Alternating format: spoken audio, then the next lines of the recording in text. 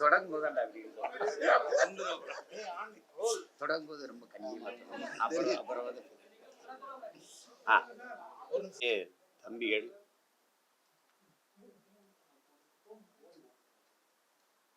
ஆதம்பாவா அவர்கள் எழுதி இயக்கி தயாரித்திருக்கிற படம் இந்த உயிர் தமிழுக்கு. இதை என்னுடைய தம்பி அமீர் அவர்கள் நடிச்சிருக்காங்க. அதாவது அவரு நடிச்சிருக்காரு அப்படின்னு சொல்றதை விட வாழ்ந்திருக்காரு, ரகலை பண்ணியிருக்காரு. அது ஆரம்பத்தில் நாங்கள் அமைதிப்படை எடுக்கும்போது எங்கள் அண்ணன் சத்யராஜ் அவர் நடிப்பு எப்படி பேசப்பட்டதோ அதே மாதிரி பண்ணியிருக்காங்க என் தம்பி. ரெண்டாவது உரையாடல் அவ்வளவு நேர்த்தியாக அவ்வளவு வலிமையாக இருக்குது இந்த படத்துக்கு. இந்த திரைக்கதை மிக அழகாக நகர்த்தி கொண்டு போகுது அந்த வசனம். அது என் ரெண்டு தம்பிகளுக்கும் பாராட்டு. அமீர் எப்படி சொல்லணும்னா ஸ்க்ரீனில் ஒரு ரகலை பண்ணுவாங்க, விளையாடுவான்னு அந்த மாதிரி பண்ணியிருக்கான். அது வெளியில் இப்படி பார்க்குற அமீர் தாடி வச்சுட்டு இப்படி இருக்கிற அமீரை நீங்கள் திரையில் பார்க்க முடியாது. வேற மாதிரி பண்ணியிருக்கா அப்படி படம். படத்தில் கூட நடித்த எல்லாரும், அவங்க குறிப்பாக கதாநாயகன் நடித்த அவங்க ஆனந்தராஜ் ஐயா, என்னுடைய சியான் ராஜ் கபூர், அண்ணா இமான் அண்ணாச்சி, தம்பி கஞ்சா கருப்பு, கூட நடித்த எல்லா கதாபாத்திரங்களுக்கும் ஒரு முக்கியத்துவம் இருக்குது. சும்மா வந்துட்டு போனாங்கன்னு இல்லாமல் எல்லா கதாபாத்திரங்களும் செறிவாக செதுக்கப்பட்டிருக்குது. அதில் நான் வெகுவாக ரசித்தது திரைக்கதையினுடைய நகர்த்தல். வேகமாக அந்த காட்சி அடுக்கடுக்காக நகர்ந்து போகிறது, எதிர்பார்ப்பை கூட்டிக் கொண்டே போவது, என்ன நடந்திருக்கும் அப்படின்னு ஒரு எதிர்பார்ப்பை கூட்டிக்கிட்டே போகிறது, அதை நகர்த்தி கொண்டு போகிற மிக நேர்த்தியான உரையாடல்கள். அப்புறம் என்னுடைய நண்பர் வித்யாசாகருடைய இசை, குறிப்பாக பின்னணி இசை. 3 பாடல்கள், முதல் 2 பாட்டை தம்பி பா விஜய் எழுதியிருக்காரு நினைக்கிறேன். பின்னாடி 2வது பாதியில் வர பாட்டை தம்பி சினேகன் எழுதியிருக்காரு. அது நாங்கள் கூட தேர்தல் நேரத்தில் பயன்படுத்தணும் அந்த பாட்டை.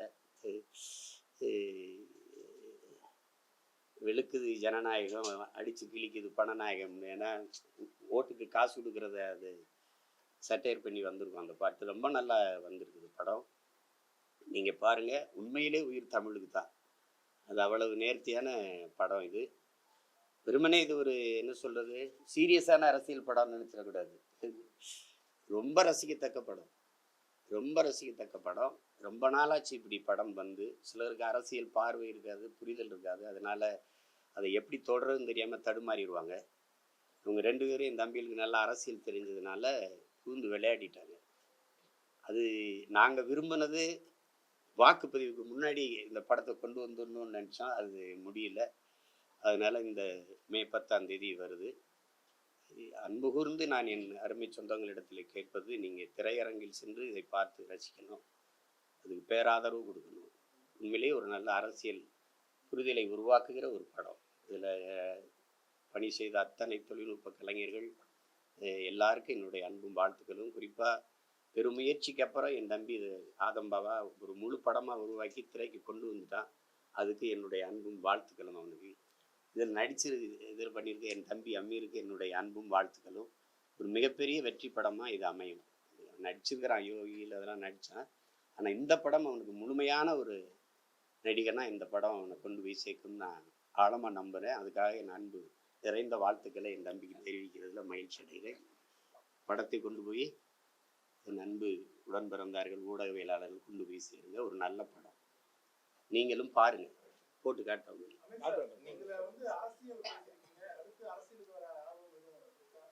ஒரு அரசியல தான் இருக்காரு, அரசியல தான் இருக்காரு. தேர்தலில் நிற்கிறதா அரசியல்னு நீங்க நினைக்க கூடாது. மக்கள் பிரச்சனைக்கு யாரு முதல்ல முன்னு நிற்கிறானோ, குரல் கொடுக்குறானோ, அதுவெல்லாம் அரசியல் தான். அரசியல்னா என்னன்னு நினைக்க சொல்லுங்க. என்ன எல்லாரும் கூட்டமாக இருக்கிறீங்க அப்படின்னு கேள்வி கேட்குறீங்கல்ல, அதுவே அரசியல் தான். அதுதான் ஒவ்வொரு மனிதனின் ஒவ்வொரு வார்த்தையிலும் அரசியல் பிறக்குதுங்கிற. அவன் சொல்றான்ல, சேவர சொல்றான்ல, பசியோடு இருந்தான் ஒருத்தன், உணவு கொடுத்தேன், என்னை மனிதாபிமானின்னாங்க. ஏன் அவனுக்கு உணவு கிடைக்கலன்னு கேட்டேன், என்னை கம்யூனிஸ்டுன்ட்டாங்க. இதுதான் கதை. நாங்கள் கேட்குறோம்ல, ஒவ்வொரு நாளும் கேள்வி கேட்குறோம்ல, அதுதான். அதனால அவர் அரசியல் தான் இருக்காரு.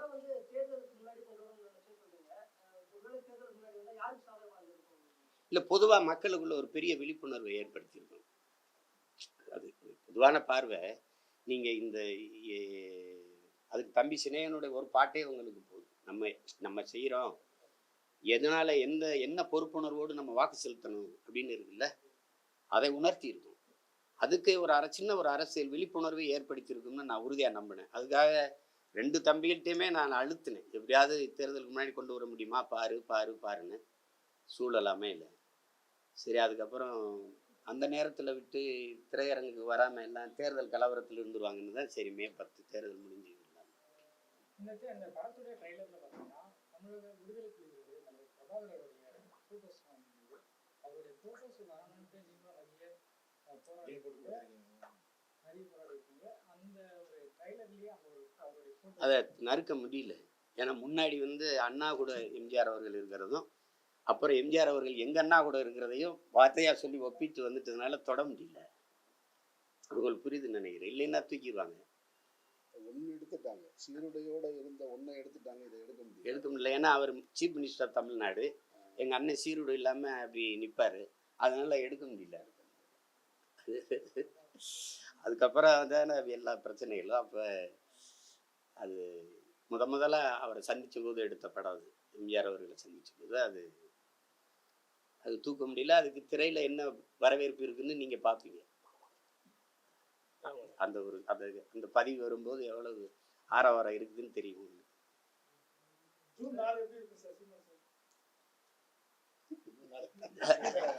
நல்லா இருக்கு. இவ்வளவு வெயில் இருக்காது,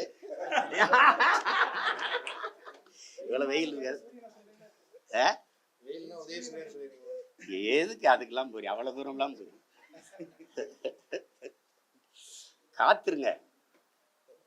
காத்துருங்க, கொஞ்சம் பொறுத்துருங்க, காத்துருங்க.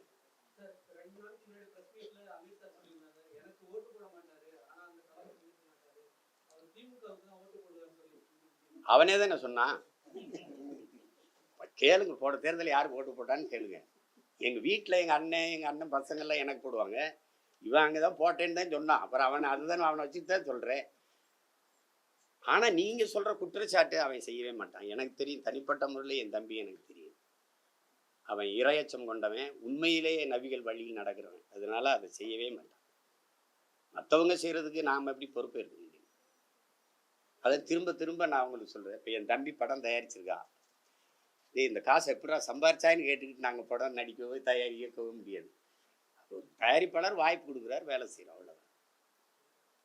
ஜூன் 4 வெயில் வராதுன்றீங்க, ஒருவேளை மழை வந்து பூ ஏதாவது மலர வாய்ப்பு?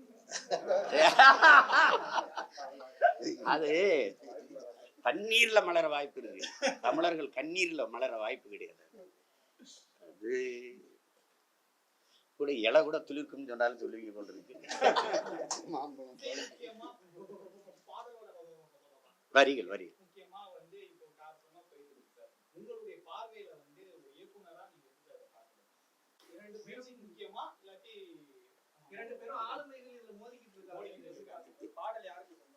கல்வியா செல்வமா வீரமாங்கிற கதை மறுபடியும் சரஸ்வதி சபதம் தான் எடுக்கணும். நாங்க அப்படி கிடையாது. இசைத்தமிழ் நீ செய்த அறிஞ்சாதனைன்னு இப்ப இருக்கிற மாதிரி தான் அது. பாடலா இசையன்னா ரெண்டுமே முக்கியம்தான். வெறுமனே மெல்லி இசை, வரிகள் இல்லாத இசையும் நம்ம ரசிச்சிருக்கோம். நத்திங் பட் விண்ட்லாம் நம்ம பார்த்துருக்கோம். இசை இல்லாத சந்த வரிகளை கவிதையா படிக்கும் போதும் நம்ம ரசிக்கிறோம். அப்ப ரெண்டுமே ஒண்ணு ஏன் பிரிக்கணும்? மொழி உடல்னா இசை வந்து உயிர்னு வச்சுக்கிறீங்க, அப்படி வச்சுக்கிறீங்க. ஒரு மூச்சுன்னு வச்சுக்கிறீங்க. அதை போட்டு எதை பிரிச்சுக்கிட்டு இருக்கணும்? ரெண்டு தகப்பங்களுக்குள்ள இருக்கிற மோதலுக்குள்ள பிள்ளைகளை கொண்டு இழுத்து விடக்கூடாது. அது தீர்க்கப்பட வேண்டிய பிரச்சனை. எங்க அப்பா இளையராஜா கேட்கறதுல இருக்கிற நியாயத்தை புரியணும். முதல்ல ஒரு படைப்பாளிங்கிறவருக்கு வந்து அவருக்குன்னு படைப்புக்கான அங்கீகாரம் வேணும். இப்ப என் தம்பி வந்து இந்த படத்தை தயாரிச்சிட்டாருன்னா, இந்த படத்துல இசையமைச்சது, பாட்டு எல்லாத்துக்குமே பொறுப்பு அவர்கிட்ட ஊதியம் வாங்கிட்டாங்க, அதனால அவருக்கு தான். ஆனா இப்ப நாங்க ஒரு படத்தை வந்து தொலைக்காட்சி கொடுக்குறோன்னு வைங்களேன், ஒரு முறை ஒளிபரப்புறதுக்கு தான் எங்களுக்கு காசு கொடுக்குறாங்க. ஆனா குறைஞ்சது இப்ப குறிப்பா என் தம்பி படத்தை எடுத்துக்கிறீங்களேன், எவ்வளவு கொடுத்து வாங்கியிருப்பாங்கன்னு நினைக்கிறீங்க? ஆனா எத்தனை முறை ஒளிபரப்பப்பட்டிருக்குன்னு நினைப்பீங்க? அப்போ ஒரு முறை ஒரு 10 லட்ச ரூபா கொடுத்து ஒரு படத்தை வாங்கிட்டீங்கன்னா நீங்க அதை வாழ்நாள் முழுக்க வச்சுக்கிறீங்க, அந்த உரிமத்தை. அப்ப அந்த ஒவ்வொரு முறையும் முன்னாடியெல்லாம் வானொலியில ஒரு பாட்டு வந்துச்சுன்னா அந்த ஒரு தடவை ஒளிபரப்புனா அதுக்கான ஒரு ராயல்ட்டின்னு ஒன்று கொடுப்பாங்க. அப்போ ஒரு படைப்பாளிக்கு, அந்த எழுத்தாளருக்கு, அந்த இசையமைப்பாளருக்கு, இந்த தயாரிப்பாளருக்கு இன்னும் ஒரு விழுக்காட்டு அடிப்பில் வச்சுக்கலாம். 60 தயாரிப்பாளருக்கு, மீதி மற்றவங்களுக்கு அந்த வாங்கி வெளியிடுற நிறுவனத்துக்கு ஒரு 60, மீதியில் 40ல் தயாரிப்பாளர், படைப்பாளிகள் அவங்களுக்கெல்லாம் பிரித்து கொடுக்குறதுங்கிறது ஒரு நியாயமான உரிமை. அதை தான் அவர் கேட்குறாரு. அதை நம்ம புரிந்து கொள்கிற விதத்தில் எல்லாரும் தவறு பண்ணிட்டு, அப்பா இளையராஜா வந்து கவிஞர்களுக்கு கொடுக்காதீங்க, பாடகர்களுக்கு கொடுக்காதீங்கன்னு சொல்ல, எனக்கு அதில் உரிமை இருக்கு, எனக்கு உரியதை கொடுங்கன்னு கேட்குறாரு. அது அவர் சரிதானே? அது மாற்றம் வராது தம்பி, வர வைக்கணும். தானாய் எல்லாம் மாறும் என்பது பழைய பொய்யடா. தனி உடைமை கொடுமைகள் தீர புரட்சி செய்யடான்னு நம்ம தாத்தா பட்டுக்கோட்டை பாடினது. மாற்றம் வந்து தானா வராது, மாற்றணும். காந்தி சொல்றாருல, உலகத்தை எப்படிப்பட்ட மாற்றத்தை ஏற்படுத்தி நீ நினைக்கிறியோ அந்த மாற்றத்தை உன்னிலிருந்து தொடங்குன்னு. நான் என்னிலிருந்து தொடங்குறேன், நீங்க உங்களிலிருந்து தொடங்குங்க, மண்ணிலிருந்து தானா தொடங்கு. ஒரு சில மக்கள் வந்து ஹீரோக்களால தான் மாற்றம் வரும். ஹீரோ பேரை சொல்லல, காமனா சொல்றாங்க. நாங்க மக்கள்கிட்ட கருத்துக்களை கேட்கும்போது அவர் சொன்ன மாதிரி என்னன்னா, இந்த ஹீரோ நான் சூப்பரா பண்ணுவாருன்னு நினைச்சிட்டு இருக்கேன்.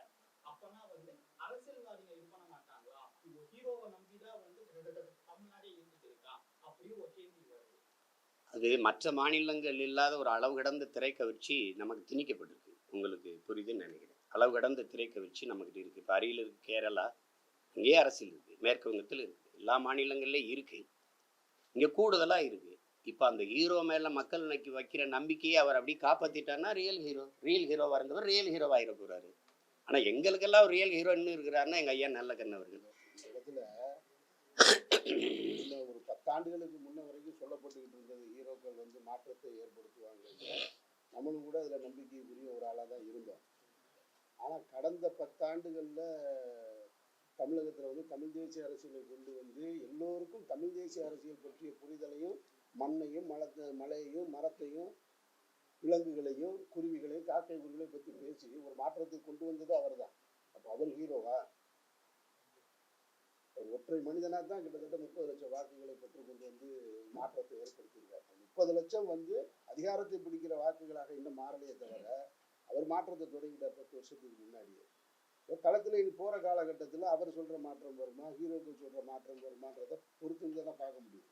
யார் கடைசி வரைக்கும் மக்கள் பக்கத்தில் நிற்கிறாங்கன்றதை வச்சு தானே முடிவெடுக்க முடியும். என் தம்பி சொல்றதுல இருக்கிறத நீங்கள் ஆழ்ந்து கவனிக்கணும். தனி மனிதனில் இல்லை மாற்று, முன்வைக்கிற தத்துவத்தில் தான் மாற்று. நீங்கள் எப்பவும் தனி மனிதனை தலைமை ஏற்கக்கூடாது. நான் இருப்பேன், போயிடுவேன். ஆனால் நான் முன் வச்ச தத்துவத்தை தான் நீங்கள் தலைமை ஏற்கணும். ஏன்னா அது அப்படியே இருக்கும், அது அப்படியே தான் இருக்கும். அப்போ அதை தான் நீங்கள் பார்க்கணும். அவர் என்ன கோட்பாட்டை சொல்கிறாரு, பேசுகிறது அமீர் ஆதம் பாவா சீமான் ஏன் பார்க்குறீங்க, நாங்கள் என்ன கருத்தை எடுத்து வைக்கிறோம்னு பாருங்கள். அதை பாருங்கள். அந்த கருத்து ஆக சிறந்ததாக இருக்குன்னா ஏற்கிறதா எதிர்க்கிறதாங்கிறது அப்புறம் விவாதிங்க. அதுதான் சரியா இருக்கும். நடிகர் லாரன்ஸ் அவர்கள் இப்போ மாற்றம்ங்கிற ஒரு அமைப்பை தொடங்கியிருக்காங்க. அது ஒரு அரசியலான முதல் படியா இருக்கலாமா? இல்லை தம்பி மாற்றம். ஆமா, இல்லை அது ஒரு வார்த்தையில் இருக்கிற மாற்றம் நாளைக்கு வந்து வாழ்க்கையில வரும், அது வரலாறாக மாறும். தம்பி லாரன்ஸ் செய்யும் போது அவர்கிட்ட ஒரு ஈடுபாடு இருக்குது, சமூக அக்கறை இருக்குது. அதுக்கு நான் எப்பவுமே அவருக்கு வாழ்த்துவேன். மாற்றத்தை தம்பி நிகழ்த்துவதற்கு நாங்கள்லாம் அவருக்கு உறுதுணையாக இருப்போம். அவர் நிறைய செய்கிறாரு, நீங்கள் கவனிப்பீங்கன்னு நினைக்கிறேன்.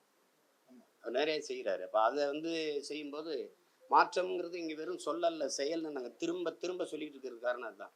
அந்த தம்பி தொடங்கின மாதிரி நீங்களும் உங்களுக்குள்ள அந்த சிந்தனை வரணும், அவருக்குள்ள வரணும். அப்படி வரும்போது நிறைய கேள்விகள் பிறக்கணும். கேள்விகள் பிறக்கும்போது தான் பதில் தேடல் வரும். தேடல் வரும்போது தான் ஒரு தெளிவு வரும். அதில் கேட்கறதுக்கே அஞ்சிக்கிட்டு பயந்துக்கிட்டு இருந்தோம்னா கஷ்டமாயிரும். அப்புறம் பெரிய மாற்றம் கொண்டு வந்தாங்க. நேற்று நீட் தேர்வு எழுதியிருக்காங்க. அதுல மாணவர்களுக்கு வந்து அந்த சீரியல் நம்பர்ல குளறுபடி ஏற்பட்டிருக்கிறதா பெற்றோர்கள் மாணவர்கள் டெல்லிக்கு வந்தவங்களே இந்த பிரச்சனை இருக்கு. இதுல இருந்து தெரியுதா நீட்டையே நாங்க வேணாம்னு வெறுக்கிறோம்ட்டு? நீட்டை ஆதரிச்ச பெருமக்கள்கிட்ட தான் நீங்க இந்த கேள்வியை கேட்கணும். நான் திரும்ப திரும்ப உங்ககிட்ட கேட்குறேன். போலி மருத்துவர்களை தான் உருவாக்குது. தமிழ்நாட்டில் எத்தனை பேர் மால் ப்ராக்டிஸ் பண்ணி பிடிபட்டாங்கன்னு உங்களுக்கு தெரியும். ஹெட்ஃபோன் வச்சு எழுதுறதுலாம் உங்களுக்கு தெரியும். வட இந்தியாவில் இப்போ கைது பண்ணப்பட்டிருக்காங்க, 50 பேருக்கு மேலே கைது பண்ணப்பட்டிருக்காங்க. அப்போ நீ போலி மருத்துவரை உருவாக்குறியா, தரமான மருத்துவரை உருவாக்குறியா? ஒரு கேள்விக்கு பதில் சொல்லுங்க என் உடன் பிறந்தார்களே. இந்திய நாட்டின் மருத்துவ மாணவர்கள், தரமான மருத்துவ மாணவர்களை உருவாக்க அமெரிக்காவில் இருக்கிற ஒரு தனியார் நிறுவனத்திற்கான தேவை என்ன? ப்ரோமெட்ரிக்குங்கிற அமெரிக்க நிறுவனத்துக்கு தேவை என்ன? இந்தியாவில் தரமான மருத்துவரை உருவாக்கி கொடுக்க. ஏன் நீ அவன்கிட்ட கொடுக்குற? ஒரு தேர்வை கூட ஒரு மாணவனுக்கு நடத்த முடியாது அவனால. வட இந்தியாவிலலாம் எந்த பெண்ணுக்கு தோடை கழட்டி மூக்கத்தை கழட்டி நீங்கள் பார்த்துருக்கீங்க? ஆனால் என் மாநிலத்தில் மட்டும்தான் தோடு மூக்கத்துக்குள்ள விட்டு கொண்டு வர முடியும்னு சொல்கிற நீங்கள் இவிஎம் எந்திரத்துக்குள்ள ஒன்றும் பண்ண முடியாதுன்னு சொல்கிறீங்க. ரெண்டையும் நீங்கள் தான் சொல்கிறீங்க. துப்பட்டாவை கலட்டுறீங்க, உள்ளாடை கலட்டுறீங்க, தலைமுடியை விரிச்சு போடுறீங்க. எங்கள் பிள்ளைய தேர்வு எப்படி எழுதும்? என்ன மனநிலையில் நீங்கள் உள்ள அனுப்புறீங்க எங்களை? என்னுடைய பொண்ணு 2 வருஷத்துக்கு முன்னாடி நீட் எழுத போச்சு. நான் அதை எந்த செய்திகள்லையும் சொல்லலை. நீட் எழுத போனப்ப அவள் போட்டிருந்த புர்காவை கலட்ட சொல்லிட்டு உள்ளே வர சொன்னாங்க. உன் நீட்டே வேணான்னு சொல்லிட்டு அது வீட்டுக்கு வந்துருச்சு. ஏன்னா நீங்கள் ஆடை, தோடு, கழுத்தில் இருக்கிற செயின் இதெல்லாம் வைக்க முடியும்னு சொல்கிறது வந்து அது மனநிலையை வந்து பாதிக்கிறதா, ஒரு அச்சமூட்டி உள்ள கூட்டி போகுது. இப்போ இப்படி ஒரு கேள்வியை எழுப்போமே. நான் நீட்டில் நாங்கள் 2 பேரும் தேர்ச்சி பண்ணிட்டு வந்துடுறோம் மாணவர்கள். இப்போ இதில் நீங்கள் எப்படி தரம் வைக்கிறீங்க? 1200க்கு 1199 மதிப்பெண் என் தம்பி வாங்கியிருக்கிறாரு. நான் 800 வாங்கி எல்லையில் தான் தேர்ச்சி விட்டுருக்கேன், பார்டரில் பாஸ் பண்ணியிருக்கேன். ஆனால் நான் நீட்டில் தேர்ச்சி விட்டுறேன், இவர் நீட்டில் தோற்றுறாரு. அப்போ இவர் தகுதியற்ற மாணவர்ன்றீங்க, மருத்துவம் பிடிக்கும். இப்போ நீங்கள் இந்த +2 மதிப்பெண் எதுக்கு? அப்போ தூக்கிடுங்க. நேரடியாக நீட்டுக்கான கோச்சிங்கை வச்சுட்டு நீங்கள் அப்படியே கொண்டு போயிருங்க. எதுக்கு +2 மதிப்பெண்? எதுக்கு? அது தேவையில்லை. அப்படியே நான் தேர்ச்சி பெற்று வந்தால் எனக்கு பாடம் நடத்த போகிற பேராசிரியர் யாருன்னா அவர் நீட் எழுதி வந்தவரா? இல்லை, பழைய பேராசிரியர். பாடத்திட்டத்தில் தான் மாறுதல் இருக்கா? இல்லை, அதே பழைய சிலபஸ் தான். அப்போ அதே பேராசிரியர், அதே பாடத்திட்டம், அப்புறம் எப்படி தரமான மருத்துவம் கிடைக்கும் வரும்? தரமான மருத்துவரை நீ எப்படி உருவாக்குவ? நீட்டியே தனியார் முதல்ல நடத்துறாங்க, அதை யாராவது கேட்குறீங்களா? அது அமெரிக்க நிறுவனம் ஏன் நடத்துது? தனியார் ஏன் நடத்துது? பரீட்சை நடத்துறதும் அமெரிக்க நிறுவனம், கோச்சிங் சென்டரும் தனியார் நிறுவனம். அது கேட்கணுங்களா? நீ இப்போ பயன்படுத்துகிற இவிஎம் எந்திரத்தை தயாரிக்கிறவனும் ஜப்பானில் மைக்ரோ எலக்ட்ரானிக் சிப்புங்கிற தனியார் நிறுவனம். யார் அதை சொல்லுங்க? நீங்கள் எது ஒன்று நீங்கள் செய்கிறீங்க, தேர்தலை நீங்கள் நடத்துவீங்க, அந்த எந்திரத்தை அவன் தயாரித்து உங்களுக்கு கொடுப்பான். நீங்களே பார்க்குறீங்க, ஒரு வலையொலியில் வருது, வெட்டியை திறந்து ஓட்ட பூரா எடுத்து பைக்கில் ஓட்டு போயிட்டு இருக்காங்க. அவனோட செய்வோம், அதை விற்கிற நிர்மாணத்தில் சிறையில் சவுக்கு தாக்கப்பட்டார் என்றார்கள். அதை பற்றி கஞ்சா வழக்கு அதெல்லாம் கூடுதல். தம்பி வந்து அப்படி பேசியிருக்க கூடாது. அவர் கொஞ்சம் பேச கருத்துக்களை எடுத்து வைப்பார் அவர். ஆனாலும் மதிப்பிற்குரிய ஏடிஜிபி ஐயா அருண் அவர்களையும் அந்த பெண் காவலர்களையெல்லாம் இணைச்சி பேசியிருக்கூடாது. அதை தவிர்த்திருக்கலாம் தம்பி. அதுக்காக அவர் மேலே கஞ்சா வச்சு எப்படி கஞ்சா வந்தது? இத்தனை நாள் அவர்கிட்ட கஞ்சா இல்லையா? இத்தனை நாள் கஞ்சா இருந்ததா? திடீர்னு வந்துருச்சா அவர்கிட்ட? வச்சது யாரு? 30 கிலோ வரைக்கும் கூட வர சரியா இருக்கு. சவுக்கு சங்கருங்கிறத கஞ்சா சங்கர் ஆகிறதுக்கு வேலை நடத்துவாங்க அவங்க. அதெல்லாம் இல்லை. சிறைக்குள்ள வச்சு அடிக்கிறது, தாக்குறதெல்லாம் அதெல்லாம் ரொம்ப கொடுஞ்செயல். அதெல்லாம் ஆமா ஆமா. ஒரு ஒரு ஒரு என்ன சொல்லுவாங்கன்னா, அந்த விபத்து இந்த இதெல்லாம் பார்க்கும்போது ஒரு உயிர் பயத்தை கொடுக்குது. வெளியில போய் பேசாம இருக்கணும், பேசக்கூடாது அப்படின்னு அச்சப்படுத்துறதுக்கான வேலை திட்டங்கள் தான் இது எல்லாம். இந்திய பிரதமர் பொழுது தமிழக முதல்வரும் செய்தியாளர்களை சந்திக்காமே இருக்கிறாங்க. அதை எப்படி பாக்குறீங்க? செய்தியாளர்களை சந்திக்கவே இல்லைன்னு தான் பாக்குறேன். வேற என்ன? நீங்க என்ன கேள்வி? நீங்க இவ்வளவு கேள்வி கேட்குறீங்க, நாங்க பதில் சொல்றோம்ல. நீங்க எழுப்புற கேள்விக்கு பதில் ஏதாவது இருக்குமா? அப்புறம் எப்படி சந்திப்பாங்க? 10 ஆண்டு கால ஆட்சியில ஒரு சாதனையை கூட சொல்லி, ஒத்த சாதனையை சொல்லி ஓட்டு கேட்க முடியாத பிரதமர் எப்படி பிரஸை மீட் பண்ணுவார்? எப்படி மீட் பண்ணுவார் சொல்லுங்க? பணம் செல்லாதுன்னு நீங்க அதுக்கு நீங்க சொன்ன காரணங்கள்ல ஏதாவது ஒன்று நடந்திருக்கா? பயங்கரவாதம் ஒழிஞ்சிருச்சு நீங்க, அப்புறம் என்ஐஏ ரைடு விட்டுறீங்க. கருப்பு பணம் ஒழிஞ்சிருவீங்க, அதுக்கப்புறம் இன்கம் டேக்ஸ் ரைடு, இடி ரைடுலாம் ஏன் வருது? ஏன் வருது? எல்லாமே ஃபால்ஸ் கோப்பு, எல்லாமே பொய், பிளாக் மணி. நீங்களே 6250 கோடி நீங்க எல்லாம் எங்கெங்க இடி ரைடு விட்டீங்களோ அந்த நிறுவனத்திட்டெல்லாம் காசு வாங்கிருக்கீங்க. அப்புறம் ராகுல் காந்தி பிரதமர் அவரை வந்து பாகிஸ்தான் வந்து விரும்புறாங்க, ஆதரவு தெரிவிக்கிறாங்க, பிரதமர் மோடி குற்றச்சாட்டு வைக்கிறார். அதே மாதிரி பிரச்சாரத்துல பிரதமர் மோடியினுடைய பேச்சை நீங்க எப்படி பாக்குறீங்க? நான் கேட்கறதே இல்லை, எனக்கு புரியறதும் இல்லை. ஒரு தடவை புரிஞ்சுது, வரப்போயாரா நீர் ஒயாரா அப்படின்னா அதோட முடிச்சுட்டேன் நான். எனக்கு என்ன புரியும் அவர் பேசுறதுல? எப்படி பாக்குறீங்க? நன்றி. போயிட்டு போகுமா ரொம்ப ஆமாம் ரொம்ப